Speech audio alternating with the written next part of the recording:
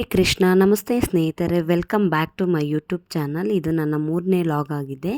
ನಾವು ನಮ್ಮ ತಂದೆ ಮನೆ ದೇವರಾದ ಚುಂಚುಂಗಿರಿ ಕಾಲಭೈರೇಶ್ವರ ಮತ್ತು ಯಡಿಯೂರು ದೇವ್ರಿಗೆ ಹೋಗ್ಬಿಟ್ಟು ಬರೋಣ ಅಂತ ಅಂದು ನಮ್ಮ ಬ್ರದರ್ ಹೇಳ್ದ. ಆಯಿತು ಅಂತ ನಾವು ಇನ್ನೇನು ದೀಪಾವಳಿ ರಜೆ ಇದೆಯಲ್ಲ ಅಂತ ಬೇಗನೆ ಎದ್ದು ಇದು ಸ್ನಾನ ಎಲ್ಲ ಮಾಡಿಕೊಂಡು ರೆಡಿಯಾಗಿ ದೇವ್ರ ದೀಪ ಎಲ್ಲ ಅಂಟಿಸಿ 5 ಗಂಟೆ ಅಷ್ಟೊತ್ತಿಗೆ ನಾವು ರೆಡಿಯಾಗಿಬಿಟ್ಟಿದ್ದೆವು. ನಮ್ಮ ಬ್ರದರ್ ಹೇಳಿದ್ದ, ಲೇಟ್ ಮಾಡಿದ್ರೆ ನಾನು ಬಿಟ್ಟು ಹೋಗ್ಬಿಡ್ತೀನಿ ನೋಡಿರಿ ನಿಮ್ಮನ್ನು ಅಂತ. ಹಾಗಾಗಿ ನಾವು ಬೇಗ ಎದ್ದು ನಾನು ನನ್ನ ಮಗಳು ರೆಡಿಯಾಗಿ, ನಾನು ಸ್ವಲ್ಪ ಸ್ನ್ಯಾಕ್ಸ್ ಇರಲಿ ಅಂತ ಕಾಫಿ, ನೀರು, ಬಿಸ್ಕೆಟ್ಸು ಮತ್ತು ಫ್ರೂಟ್ಸ್ನೆಲ್ಲ ತೊಗೊಂಡಿದ್ದೆ. ಹೊರಗಡೆ ಯಾಕೆ ತೊಗೊಳ್ಳೋದು ಅಂತಂದು ಎಲ್ಲ ರೆಡಿಯಾಗಿ 5 ಗಂಟೆಗೆ ನಾವು ಶಾರ್ಪಾಗಿ ರೆಡಿಯಾಗಿದ್ದು.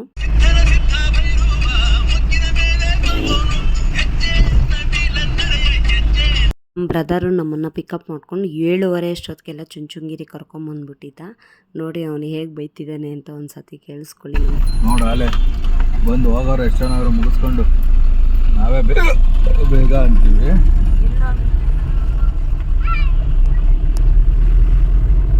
ನಾವು ಹೋಗಿರೋದು ಭಾನುವಾರ ಆಗಿರೋದ್ರಿಂದ ಸಿಕ್ಕಾಪಟ್ಟೆ ರಶ್ ಇತ್ತು. ಬಟ್ ಆದರೆ ದೇವ್ರ ದರ್ಶನ ಮಾತ್ರ ತುಂಬ ಚೆನ್ನಾಗಾಯಿತು. ಮಹಾಮಂಗಳಾರತಿ ಟೈಮ್ಗೆ ಹೋಯ್ದು, ಹಾಗಾಗಿ ದೇವ್ರ ದರ್ಶನ ಮಾತ್ರ ಕಣ್ತುಂಬ ನೋಡ್ಕೊಂಡು. ನೋಡಿ, ಇದು 2 ಕಂಚ ಕುಂಚ ಅಂತ ನಾಯಿಗಳು. ಭೈರವನಿಗೆ ಪೂಜೆ ಸಲ್ಲಿಸ್ಬೇಕಾದ್ರೆ ಇವಕ್ಕೂ ಕೂಡ ಪೂಜೆ ಸಲ್ಲಿಸ್ತಾರೆ. ಪ್ರತಿ ಭಾನುವಾರ ಇದಕ್ಕೆ ಪೂಜೆ ಆಗುತ್ತೆ. ಇದರ ಹಿನ್ನೆಲೆ ಏನಪ್ಪ ಅಂದರೆ, ಕಂಚ ಕುಂಚ ಅಂತ ಇಬ್ಬರು ರಾಕ್ಷಸಿದ್ರು, ಅವ್ರನ್ನೇ ಇದಕ್ಕೆ ದ್ವಾರಪಾಲಕರಾಗಿ ಮಾಡಿದರು ಅಂತ ನಮ್ಮ ತಾಯಿ ನನಗೆ ಹೇಳಿದರು. ಇವರು ಬಂದು ಬಾಲಗಂಗಾಧರನಾಥ ಸ್ವಾಮೀಜಿಯವರು ಶಿವೈಕ್ಯ ಆಗಿದ್ದಾರೆ, ಹಾಗಾಗಿ ಅವ್ರ ಪ್ರತೀತಿ. ಇದು ಬಂದು ಸುತ್ತೋ ಬಸವಣ್ಣ ಅಂತ ಅಂದು ನಾವು ತುಂಬ ಚಿಕ್ಕ ವಯಸ್ಸಿನಲ್ಲಿದ್ದಾಗ ಹಾಗಾಗಿ ಸುತ್ಕೊಂಬರ್ತಿದ್ದೋ. ಇದನ್ನು ಏನು ಅಂತಂದರೆ, ಕಾಣಿಕೆ ಕೊಟ್ಟು ಏನೇ ಹೇಳ್ಕೊಂಡ್ರು ನಿಮ್ಮ ಮನಸ್ಸಿನಲ್ಲಿ ನೆರವೇರುತ್ತೆ ಅಂತ ಒಂದು ಪ್ರತೀತಿ. ಅದನ್ನೇ ನೆಕ್ಸ್ಟು ನಾವೆಲ್ಲ ಪೂಜೆ ಮುಗಿಸ್ಕೊಂಡು ನಾನು ನನ್ನ ಮಗಳು ಎಲ್ಲ ಬಂದು ಪ್ರಸಾದ ರೆಡಿ ಇತ್ತು. ಪ್ರಸಾದನೂ ತೊಗೊಂಡು ನಮ್ಮ ಅಣ್ಣ ಸ್ವಲ್ಪ ಫೋಟೋಸ್ ತೊಗೋಬೇಕು ಮನೆಗೆ ಅಂತ ನೋಡ್ದು. ನಮ್ಗೆ ಯಾವುದೂ ಅಷ್ಟಾಗಿ ಅಟ್ರಾಕ್ಟಿವ್ ಆಗಿರಲಿಲ್ಲ. ಓಕೆ, ನೆಕ್ಸ್ಟ್ ಟೈಮ್ ನೋಡೋಣ ಅಂತ ವಾಪಸ್ ಬಂದು. ನೋಡಿ, ಬ್ಯಾಕ್ ಟು ನಾವು ಯಡಿಯೂರಿಗೆ ಹೋಗ್ತಾ ಇದ್ದೀವಿ. ಬೇಗ ಅಂದರೆ ಬೇಗ ಒಂದು 10:30 ಅಷ್ಟೊತ್ತಿಗೆಲ್ಲ ನಾವು ಯಡಿಯೂರನ್ನ ರೀಚ್ ಆಗಿದ್ದು. ಯಡಿಯೂರಲ್ಲೂ ಬೇಗ ಪೂಜೆಯನ್ನು ಮುಗಿಸಿ ಅಲ್ಲಿಂದ ಸೀದಾ ನಾವು ಬ್ಯಾಕ್ ಟು ನಮ್ಮ ತಂದೆ ಊರಾದ ತಂದೆ ಊರಿಗೆ ಬರೋ ಅಷ್ಟೊತ್ತಿಗೆ ಆಲ್ರೆಡಿ ಒಂದು 12 ಗಂಟೆ ಆಯಿತು. ನೋಡಿ, ಇದೇ ಲಾಸ್ಟ್ ಟೈಮ್ ನಾನು ತೋರಿಸಿರೋವಂಥ ವಿಡಿಯೋ, ಫಸ್ಟ್ ಲ್ಯಾಗಲ್ಲಿ ತೋರಿಸಿರೋವಂಥದ್ದು. ಆಗ ಅಣ್ಣೆ ಸೊಪ್ಪು ಸ್ವಲ್ಪ ಆಗಾಗ ಚಿಗುರುತ್ತಾಯಿತು. ಬಟ್ ನೋಡಿ, ಚೆನ್ನಾಗಿ ಮಳೆ ಬಂದಿರೋದ್ರಿಂದ ಫುಲ್ಲು ಆಲ್ರೆಡಿ ಎಲ್ಲ ಬಲ್ತೋಯ್ತು. ನನಗಂತೂ ಸೆಕೆ ಸಖತ್ತಾಗಿ ಬಿಸಿಲಿಗೆ ಸಖತ್ತಾಗಿ ಸೆಕೆ ಕಿತ್ಕೊತಾಯಿತ್ತು. ನನ್ನ ಮಗಳು ಬರೀ ಹಸಿಮೆಣ್ಸಿಕಾಯಿ ಕಿತ್ಕೊತೀನಿ ಮಮ್ಮಿ ಅಂತ ಹಸಿಮೆಣ್ಸಿಕಾಯಿ ನಾನೊಂದು ದಂಟು ಕಿತ್ಕೊಂಡ್ಬಂದೆ. ಆ ರೇಂಜು ಹೋಗ್ತಾ ಇದ್ದೀನಿ. ಇಷ್ಟು ಸೊನ್ನೆ ಸೊಪ್ಪು, ಇದು ದಂಟು ನೀಟಾಗಿ ಚೆನ್ನಾಗಿ ಬಲ್ತಿದೆ. ಬರೀ ದಂಟು ಅಷ್ಟೇ ಯೂಸ್ ಆಗೋದು, ಎಲೆ ಯೂಸ್ ಆಗೋಲ್ಲ. ಸೊ ನಾನು ಬುಡ ಸಮೇತನೇ ಕಿತ್ಕೊಂಬಂದ್ಬಿಟ್ಟಿದ್ದೀನಿ ನೀನು ತಗೊಂಡೋಗೋದು ಅಂತ.